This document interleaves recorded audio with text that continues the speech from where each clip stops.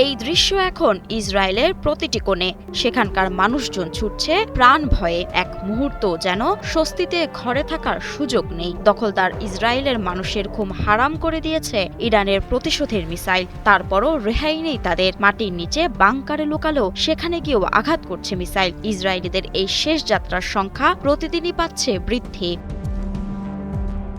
ইসরায়েলের আকাশে ছুটছে মরণের ডাক আর বাজছে সাইরেন। তেল আবিবের রকেট বর্ষণ করছে প্রতিশোধের আগুনে জ্বালা ইরান। আয়াতুল্লাহ খামেনির দেশ প্রতিজ্ঞা করে বলেছিল ইসরায়েলকে সবচেয়ে বড় শিক্ষা দেয়ার। ইরান সেই লক্ষ্যে ভালোভাবেই যে এগিয়ে যাচ্ছে তা ইসরায়েল থেকে আসা একের পর এক খবর এবং ভিডিও তার সাক্ষ্য দিচ্ছে। তেল আবিবে প্রাণ বাঁচাতে নিরাপদ আশ্রয়ের খোঁজে ছোটা মানুষের চোখে যে আতঙ্ক তা রীতিমতো ভয়ঙ্কর বার্তা দিচ্ছে। ভিডিওতে ধরা পড়েছে ইরানের হামলায় ক্ষত বিক্ষত হওয়া ইসরায়েল, বিধ্বস্ত স্থাপনা হারিয়ে আশ্রয়ের পথে সেখানকার বাসিন্দারা।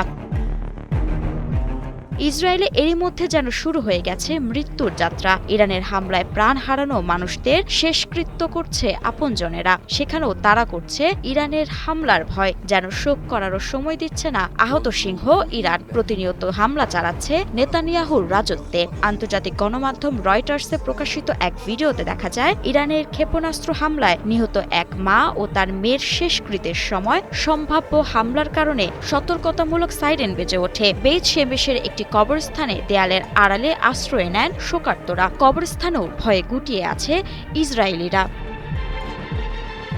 পহেলা মার্চ শহরটির একটি আবাসিক এলাকায় এই হামলা করে ইরান, যেখানে হামলায় 9 জন নিহতের মধ্যে ছিলেন মা ও মেয়ে। এছাড়া আহত হন আরও 1 ডজন। এদিকে ইরানের বিপ্লবী গার্ড জানিয়েছে তারা অপারেশন ট্রু প্রমিস 4 এর 7ম এবং 8ম তরঙ্গ শুরু করেছে। ইরান উপসাগরীয় দেশগুলোতে 370টিরও বেশি ক্ষেপণাস্ত্র এবং প্রায় 1000 ড্রোন নিক্ষেপ করেছে। মার্কিন প্রেসিডেন্ট ডোনাল্ড ট্রাম্প ও ইসরায়েলি প্রধানমন্ত্রী নেতানিয়াহু ইরানের ক্ষেপণাস্ত্র ধ্বংস করার কথা দম্ভ ভরে জানিয়েছিল। প্রতিক্রিয়ায় ইরানের ইসলামিক রেভলিউশনারি গার্ড কর্পস ইসরায়েলকে লক্ষ্য করে বড় আকারের ক্ষেপণাস্ত্র এবং ড্রোন হামলা ঘোষণা করেছে। এখন ট্রাম্প নেতানিয়াহুর গলায় উল্টো সুর। তারা দুজনেই বলছে দীর্ঘস্থায়ী যুদ্ধ হবে না।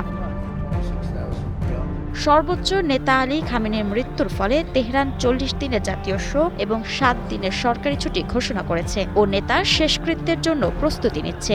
শোকের পাথর বুকে চেপেই প্রতিরোধের চূড়ান্ত যুদ্ধ চালাচ্ছে ইরান। মাহমুদা মুন্নি, ৭১।